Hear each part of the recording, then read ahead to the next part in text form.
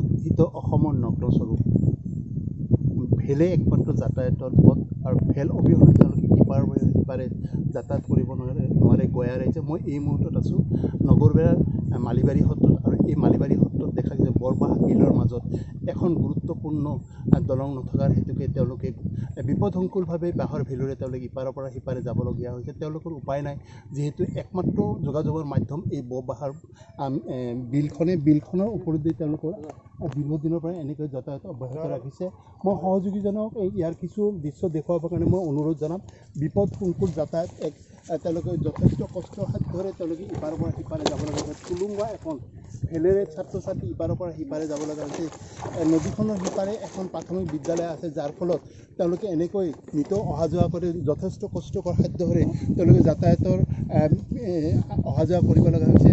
চৰকাৰৰ বিভিন্ন সময়ত বিভিন্ন চৰকাৰ আহে আৰু যায়, কিন্তু এই বৰবাহা মালিবাৰী সত্ৰৰ পিনে কিন্তু আজিলৈকে সুদৃষ্টি নকৰিল চৰকাৰ, যাৰ ফলত তেওঁলোকে বিপদসংকুলভাৱে তেওঁলোকে ভেলেৰে ইপাৰৰ পৰা সিপাৰে যাব লগা হৈ পৰিছে। ইয়াত স্থানীয় এজন ব্যক্তি আছে, তেওঁৰ পৰা সুধিম কিমান দিনৰ পৰা তেওঁলোকৰ এই যন্ত্ৰণা কাতৰ সমস্যা তেওঁলোকৰ দূৰ হ'ব কেতিয়া, অৱসান ঘটিব কেতিয়া, তাৰ বিষয়ে কিছু সুধিম। দাদা, আপোনাৰ ঘৰ ইয়াতে? হয়, আমাৰ ঘৰ। এই যে দেখা গৈছে যে আপোনালোকে বিপদসংকুল ভেলেৰে আপোনালোক ইপাৰৰ পৰা সিপাৰে যাব লগাত পৰিছে, কিমান দিনৰ পৰা এই অৱস্থাত আপোনালোক চলিছে? আমাৰ প্ৰায় ধৰক 15-20 বছৰমান হ'ল। এনেকুৱা অৱস্থাত আমি তাৰমানে স্কুলতো ল'ৰা ছোৱালী এনেকৈ পাৰ কৰোঁ, আৰু আমাৰ ইয়াতে স্কুলো এখন আছে, স্কুলতো ল'ৰা ছোৱালী এতিয়া পাৰ আমাৰ মালিবাৰী সত্ৰৰ পৰা স্কুলত যে ল'ৰা ছোৱালী যায়, আমি নিজে পাৰ কৰি লোৱা অৱস্থাত আৰু আমাক নিজে পাৰ কৰিব লাগে। আৰু ইয়াৰ পৰা যে স্কুল কলেজত বা মেডিকেলত যে যাওঁ, আমি এইটো ভেৰেদি আমি পাৰ কৰোঁ। পাৰ কৰাৰ পিছতে তাৰপিছতহে আমি বেলেগ ব্যৱস্থা কৰোঁ। কিহেৰে বনাইছে? এইটো আমি পঞ্চ আৰু বাঁহ আৰু ৰছী। এইটো আপোনাৰ পকেটৰ ধন না বোলে চৰকাৰী? নাই, আমাৰ পকেটৰ ধন। কেনেকৈ পাৰ হয়? কেনেকৈ পাৰ হওঁ মানে কি, প্ৰথমে আমি মানুহ উঠাৰ পিছত আমি ৰছী টানিহে যাওঁ, এনেকৈহে যাওঁ আমি। ভয় নালাগে নেকি আপোনাৰ? ভয় লাগে মানে কি, স্কুলৰ ল'ৰা ছোৱালী যেতিয়া আমি পাৰ কৰোঁ বা আমি নিজে যেতিয়া পাৰ হওঁ, ইয়াতে তাৰমানে গাড়ীও পাৰ কৰা হয়, বাইক বা চাইকেলো লৈ পাৰ হ'ব লাগে। যেতিয়া বা কিবা কাৰণে যদি আমি বাগৰি পৰোঁ, আমাৰ বাছৰ উপায় নাই, এনেকৈ আমি ভয়তে পাৰ হওঁ। এই যে সমস্যাৰ বিষয়ে আপোনালোক চৰকাৰক জনাইছিল না? চৰকাৰক জনোৱা হৈছিল, আমাৰ পঞ্চায়তো আমাক কৰা হৈছিল, আৰু আমাৰ ইয়াৰ যে বিধায়ক আছে বিধায়ককো জনোৱা হৈছিল। কোনো তাৰমানে দিয়া নাই আমাক, বা নিৰাপত্তা দিয়া নাই বা কোনো আশ্বাস দিয়া নাই। যাৰ ফলত আপোনালোকে এনেকৈ নিজে মানে প্ৰস্তুত কৰি ভেল প্ৰস্তুত কৰি অহা যোৱা? হয়, এনেকৈ আমি নিজে তাৰমানে পাৰ হৈ আছোঁ, বা এনেকৈ তাৰমানে ল'ৰা ছোৱালী চব তাৰমানে স্কুলৰ শিক্ষকো এনেকৈ যাব লাগে। ক'ব লাগিব যথেষ্ট গুৰুত্বপূৰ্ণ বিষয় তেওঁলোকে চৰকাৰ বা জনপ্ৰতিনিধিক তেওঁলোকে কৈ এক প্ৰকাৰ ভাগৰি পৰি গৈছে, যাৰ ফলত তেওঁলোকে উপায়ন্তৰ হৈ চৰকাৰ আশা নকৰি তেওঁলোকে এনেকৈ তেওঁলোকৰ পকেটৰ ধন ভাঙি তেওঁলোকে এখন ভেল বনাইছে, আৰু ভেলেৰে সিপাৰৰ পৰা সিপাৰে পাৰ হৈ আছে। তেওঁলোকে এখন পাৰত তেওঁলোকে ৰৈ থাকে, আনখন পাৰৰ পৰা তেওঁলোকে ৰছী টানিৰে গুৰুত্বপূৰ্ণ বিপদসংকুলভাৱে তেওঁলোকে অহা যোৱা কৰিছে। নিশ্চয়কৈ প্ৰাগৰ দৰ্শক দেখুৱাবৰ কাৰণে সহযোগীজনক মই অনুৰোধ জনাম। এখন বিপদসংকুল ভেল, আৰু ভেলৰ জৰিয়তে তেওঁলোকে ইপাৰৰ পৰা সিপাৰে তেওঁলোকে যাতায়াত ৰক্ষা কৰি ৰাখিছে। উপায়ন্তৰ হৈ তেওঁলোকে এই পন্থা হাতত ল'ব পৰি গৈছে। চৰকাৰ আহিল আৰু গ'ল, কিন্তু এই মালিবাৰী সত্ৰৰ যাতায়াতৰ পিনে কিন্তু কোনো গুৰুত্ব নিদিয়ে। মই ইয়াতে উপস্থিত আন এজন যাত্ৰী আছে বা স্থানীয় যুৱক আছে, তেওঁৰ পৰা সুধিম। দাদা, দেখা গৈছে যে আপোনালোকে বিপদসংকুল এখন ভেলেৰে আপোনালোকে অহা যোৱা কৰি আছে, কিমান দিনৰ পৰা সমস্যাটো আপোনালোকে ইয়াতে যে এখন দলং লাগে বা দলঙৰ বিপৰীত আপোনালোকে ভেল বনাইছে, কিমান দিনৰ পৰা এই সমস্যাটো আপোনালোকৰ? এইটো মিনিমাম 15-20 বছৰমান হ'ল। সেনেকৈ আমি চলি আছোঁ। ল'ৰা ছোৱালীৰ বহুত অসুবিধা। আমি এটা শিক্ষকৰ কাৰণে আমি বিঅ' অফিচত এপ্লিকেশ্যন দিলেও বিঅ' অফিচৰ ইয়াৰ পৰা বিঅ' ছাৰে কয় যে তোমালোকৰ অসুবিধা, ৰাস্তা ঘাট নাই। আমি শিক্ষক দিলেও নাযায়।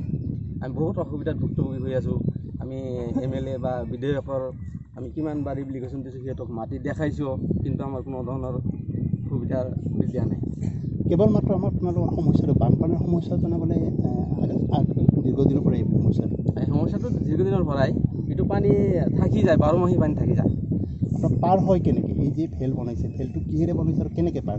ভেলটো বনাইছোঁ আমি বাঁহেদি আৰু পঞ্চেদি।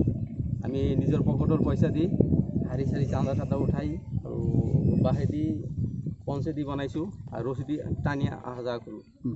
এনে অসুবিধা হৈছে। কিবা এটা মানুহৰ বেমাৰ হ'লেওতো আৰু বহুত অসুবিধা, পাৰগাৰ হোৱাৰ বহুত অসুবিধা। এই নদীখনৰ নাম কি? নদীখনৰ নাম হ'ল বৰবাহা বিল। এই সমস্যাৰ কথা আপোনালোকে বিধায়ক বা তেনেকুৱা বিভাগক জনাইছিল নেকি? জনাইছোঁ। এই আমাৰ এতিয়া বৰ্তমান বিধায়ক নন্দিতা দাস তাহাঁতক কেইবাৰ জনাইছোঁ আৰু যোৱা টাৰ্মতো জনাইছোঁ। সি কৈছে যে কিবা সুবিধা কৰি দিম বুলি, আৰু একো দিয়া নাই এতিয়ালৈকে। আপোনালোক গুৰুত্বপূৰ্ণ বেমাৰ আজাৰ হ'লে তেতিয়া উপায় কি হয়? কেনেকৈ হয়, তেতিয়া আমি এই ভেলেদি বা নাৱেদি কিবা কিবি কৰি পাৰ কৰি তাৰপিছত ইয়াৰ পৰা গাড়ী চাড়ী দি লৈ যাব লাগে। নিশ্চয়কৈ যথেষ্ট অসুবিধা হৈছে। যথেষ্ট অসুবিধা হৈছে। এই অসুবিধা আৰু আমি কিমান কমতে আৰু ইমান এতিয়া আৰু হৈ গৈছোঁ, অকল হৈ গৈছোঁ। হয়, এটা কথা ক'ব লাগিব যে তেওঁলোকে এই অভিযোগৰ প্ৰতি কৈ তেওঁলোকে কিন্তু ভাগৰি পৰিছে, অভ্যাস হৈ গৈছে।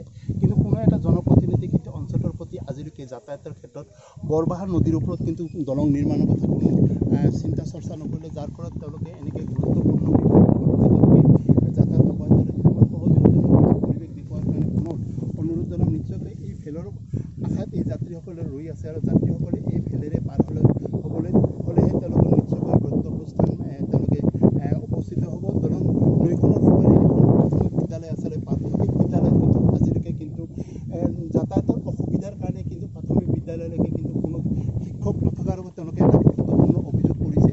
যথেষ্টকৈ ক'ব লাগিব, যথেষ্ট অসুবিধাৰ সন্মুখীন এই বৰবাহা মালিবাৰী সত্ৰৰ লগতে বৰবাহা গাঁৱৰ ৰাইজে অহা যোৱা কৰে। এক কথাত ক'ব গ'লে কিন্তু এই অঞ্চলটোত উন্নয়নৰ কোনো চিন্তা উন্নয়নৰ আঁচনিৰ কোনো পোহৰ নপৰিল, যাৰ ফলত তেওঁলোকে কিন্তু এক প্ৰকাৰ ক'ব গ'লে বহিৰ্জগতৰ লগত তেওঁলোকে যোগাযোগ বিচ্ছিন্ন হৈ গৈছে। এই অঞ্চলটোৰ ৰাইজৰ কিন্তু কোনো মাৰ্ফতৰ ব্যৱস্থা নথকাৰ কাৰণে তেওঁলোকে এনেকৈ বিপদসংকুলভাৱে তেওঁলোকে ভেল বনাই ভেলেৰে নিৰ্মাণ কৰিছে এখন ভেল, আৰু এই ভেলটোৰে তেওঁলোকে ইপাৰৰ পৰা সিপাৰে যায়। ৰছীৰে টানি নিশ্চয়কৈ প্ৰাগত্যকে প্ৰত্যক্ষ কৰিছে, ৰছীৰে টানিছে তেওঁলোকে, ৰছীৰে টানি তেওঁলোকে এটা পাৰ তেওঁলোকে কাষ চপাইছে, আৰু এই কাষ চপাৰ লগে লগে যাত্ৰী নুমি পুনৰ আন এটা পাৰলৈ যোৱাৰ কাৰণে যাত্ৰী প্ৰস্তুত হৈ আছে। তেওঁলোকে ৰেডি হৈছে এইটো ভেলে যিহেতু সময়মতে তেওঁলোকে ভেল নাপালে নিশ্চয়কৈ তেওঁলোকে সময়মতে তেওঁলোকে ঘৰত উপস্থিত হ'বলৈ নাপাব। যথেষ্ট বিপদসংকুল ধৰণে তেওঁলোকে যাতায়াত অব্যাহত মই সহযোগীজনক পুনৰ কিছু ইয়াৰ ভেলখনৰ কিছু পৰিৱেশ দেখুওৱাৰ কাৰণে যত্ন কৰিম। অঞ্চলটোৰ প্ৰতি কিন্তু চৰকাৰে আজিলৈকে কিন্তু বৰবাহা নদীৰ ওপৰত কিন্তু আজিলৈকে কোনো এখন দলঙে হওক বা কোনো এটা যাতায়াতৰ নামত কোনো এটা আঁচনি তেওঁলোকে কিন্তু প্ৰৱৰ্তন নকৰিলে, যাৰ ফলত তেওঁলোকে কিন্তু এনেকৈ দুৰ্ভোগ ভুগিবলগীয়া হৈছে। নিশ্চয়কৈ ক'ব লাগিব যে এটাৰ পিছত আন এটা যাত্ৰী এই ভেলৰ জৰিয়তে তেওঁলোকে ইপাৰৰ পৰা সিপাৰে যাবলগীয়া হৈ পৰিছে। নিশ্চয়কৈ এক কষ্টসাধ্য যাতায়াত তেওঁলোকে অব্যাহত ৰাখিছে। কিন্তু চৰকাৰৰ প্ৰতিটো নিৰ্বাচনৰ সময়ত কিন্তু বিভিন্ন জনপ্ৰতিনিধি আহি তেওঁলোকে কিন্তু উন্নয়নৰ প্ৰতিশ্ৰুতিত বদনাম হয়, কিন্তু নিৰ্বাচনৰ পিছত কিন্তু সকলো তেওঁলোকে পাহৰি যায়। অঞ্চলটোৰ প্ৰতি থকা তেওঁলোকৰ যি এটা মনোভাৱ, যি এটা তেওঁলোকৰ শুদ্ধ চিন্তা কিন্তু তেওঁলোকক কিন্তু তাৰপিছতে কিন্তু পাহৰি যায়। হয়, ক'ব লাগিব দেশ স্বাধীনতা হোৱাৰ পিছৰ পৰা বৰবাহা আৰু মালিবাৰী সত্ৰৰ ৰাইজে কিন্তু লোৱাৰ ফলত তেওঁলোকে এনেধৰণে তেওঁলোকে বিপদসংকুলভাৱে বৰবাহা নদী পাৰ হ'ব লগা কৰিছে। ইয়াতে কিন্তু স্থানীয় বিধায়কে কেইবাবাৰ আহিছে, তেওঁ কোনো দৃষ্টি আকৰ্ষণ নকৰিলে। চৰকাৰে নিশ্চয়কৈ বৰবাহা বা মালিবাৰী সত্ৰৰ প্ৰতি যদি তেওঁ সুদৃষ্টি দিয়ে, নিশ্চয়কৈ এই অঞ্চলৰ প্ৰতি এটা যথেষ্ট তেওঁলোকৰ সকাহ পাব, আৰু অঞ্চলটোৰ প্ৰতি এই বৰবাহা নদীৰ ওপৰত যদি এখন RCC বা স্থায়ী পকী দলং নিৰ্মাণ হয়, নিশ্চয়কৈ তেওঁলোকৰ যাতায়াতৰ নামত যথেষ্ট সুবিধা হ'ব, আৰু বহিৰ্জগতৰ লগত তেওঁলোকৰ যোগাযোগৰ যথেষ্ট এক সুবিধা হ'ব বুলি ৰাইজে দাবী উপস্থাপন কৰিছে।